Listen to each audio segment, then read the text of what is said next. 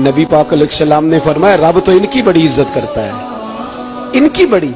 और मेरे नबी पाक ने फरमाया गुनाहगार मोमिन भी जब दुआ के लिए हाथ उठाता है तो अल्लाह फरमाता है फरिश्तों इसे खाली ना लौटाना, मुझे शर्म आती है इसे खाली। पर तू उठाता ही नहीं, तू उसे मनाता ही नहीं, तू कभी लिपटा ही नहीं, तूने कभी कहा ही नहीं कि या अल्लाह आ मैं तुझे ले जाऊं। हजरत साद बिन नबी वकास के पास कादसिया की जंग हो रही थी, काफर बुला रहा था आओ अगर कोई है तो आओ, आओ मुकाबले में।